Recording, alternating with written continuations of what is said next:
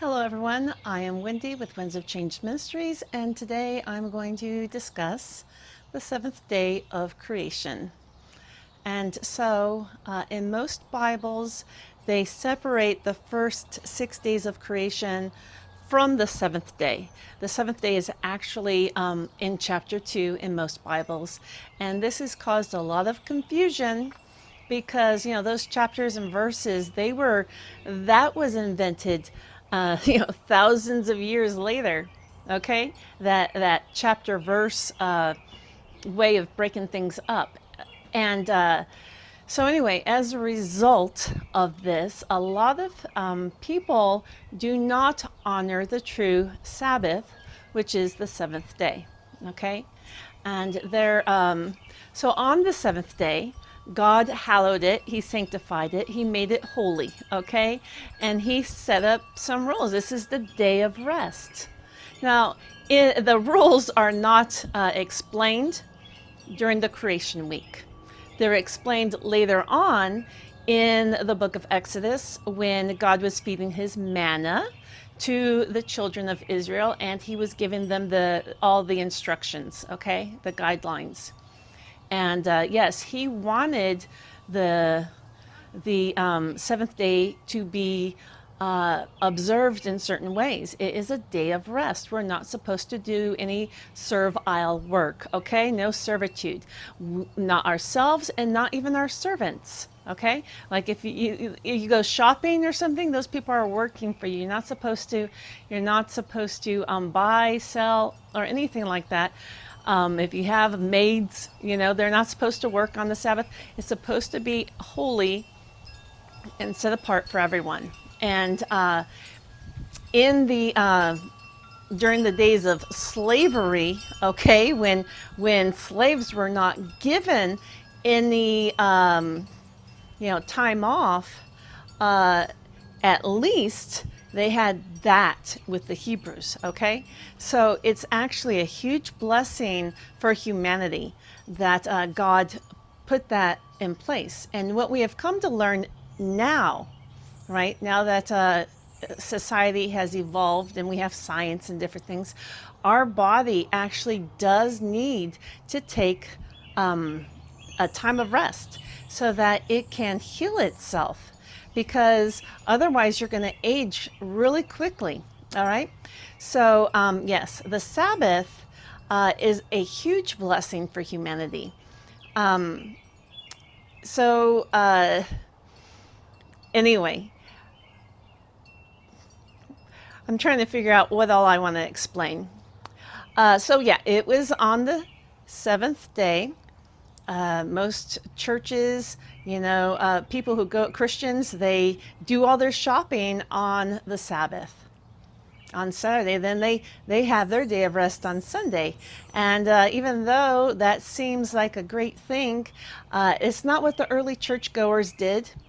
That actually was put in place later, like during the Council of Nicaea. I forget how to pronounce it, but around the about 350 AD.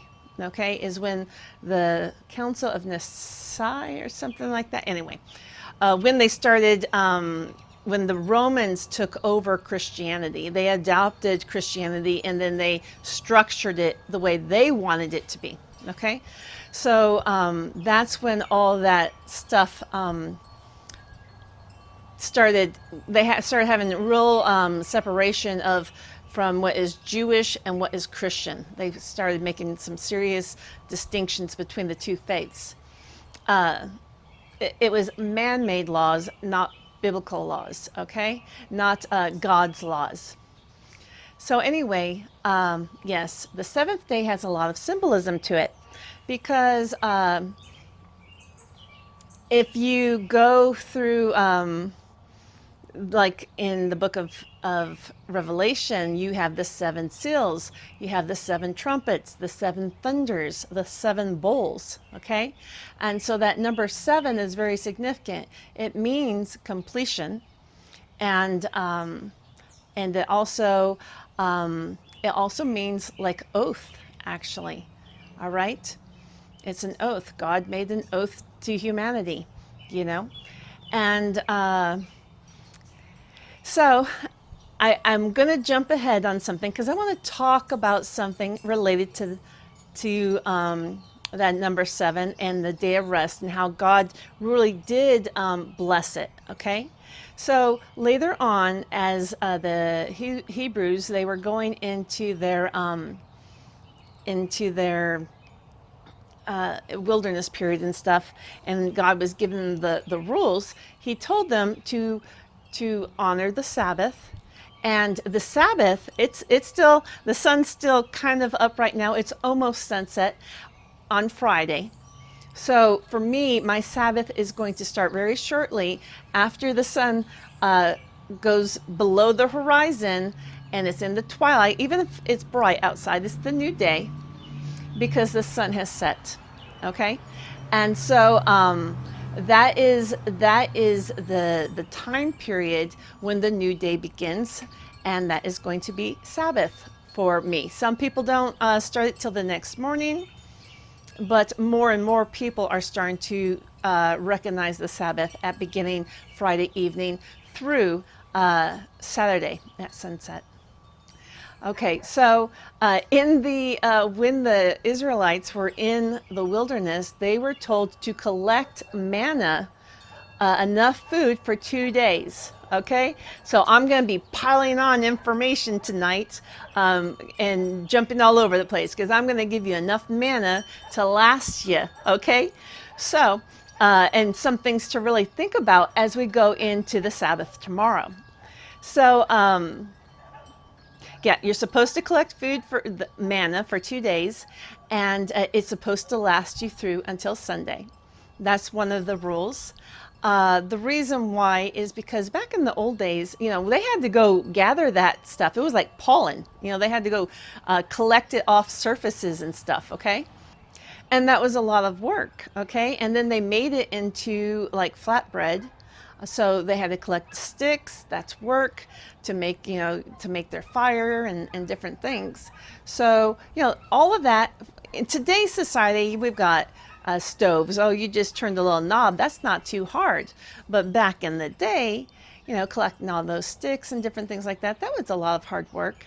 And so God said, no, you're not going to collect sticks. You're not going to gather on the Sabbath. It's a day of rest. So he had them collect the day before. Also, he had them feed their animals a double portion that Friday so that they could be sustained through Saturday, okay, through the Sabbath. So anyway, now, when I'm going to jump forward because this is important and it's related to the Sabbath, and I'm giving you a double portion, okay? So, when the Adam and Eve, they were told, do not eat of the tree of good and evil, the knowledge of good and evil. Do not eat of that tree, because in the day that you do, you will die. Now, a lot of people are like, why didn't God honor his word? Well, he did, because Adam died 900 and I believe 60 years of age, okay? And to God, a day is as 1,000 years. And that's why I tell you, all those people who say, oh, the creation week, that's 24-hour period, it's not. A day is as 1,000 years for God. And this is confirmed in the New Testament. I think it was Peter that says this. But it's actually from the very beginning, all right, going all the way back to the day that Adam ate of that fruit. He had 1,000 years to live, and he died before that. All right. So anyway, now keep that in mind, okay? Because some significant, I've got some great information. Okay, if you take, because we are like a microcosm of the macrocosm, right? Same thing with time. And so those days symbolize if you span those out over a seven, I've mentioned this before, that those are like bullet points. All right, there's like the 7 days of creation are like bullet points of things that happened. Now, if you want to, you can span that out over a long period of time.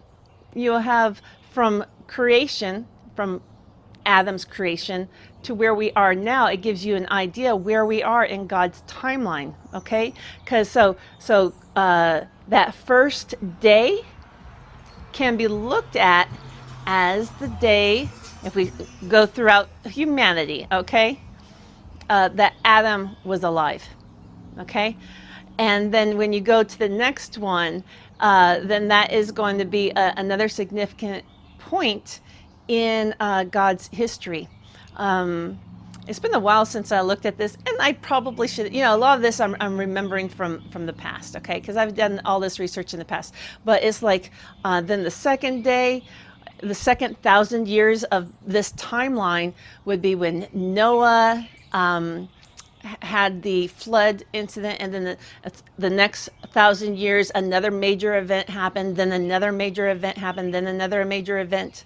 Now, currently, we are in the Jewish, according to the Hebrew count, we are in 5,785, okay? And anyway, the 5,785, according to the Jewish count, okay? From creation, because they keep track of all this stuff. All right. Well, so what day is that? Is that the 5th day? No, because the first day started at day 1, not 1,000. So we are currently in the 6th day. And that 6th day is almost over. Now remember, I told you that a day is not really a specific, like a set period of time, like 24 hours is actually a step, okay?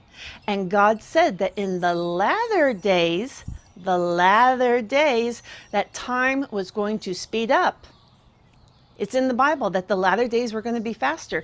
So even though we're at the count of 5,785, we are really, because time has sped up these last couple of days, these last couple 1,000 years, we are actually at the cusp of the 7th day, the day of rest, the day of God's millennial reign. Okay? Okay? You hearing me? So that's where we're at. So for people who want to partake in the millennial reign of God's rest, then don't you think maybe you should recognize it and honor it? Right? God, He recognized the faithfulness of the small things, and then He blesses you. Okay? So it's the small things. Here we are at the cusp of the millennial reign. And God wants his children to be obedient to Him. All right? So, I'm giving you some things to think about as we approach the Sabbath. And yeah, I'm going to be enjoying tomorrow, my day of rest, because, it's good to rest.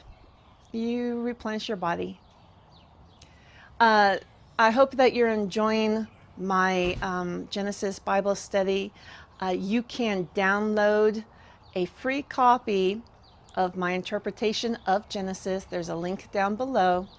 I appreciate all support, likes, comments, subscribe, hit the notification button. It's all great to help get the word out, because we are at the cusp.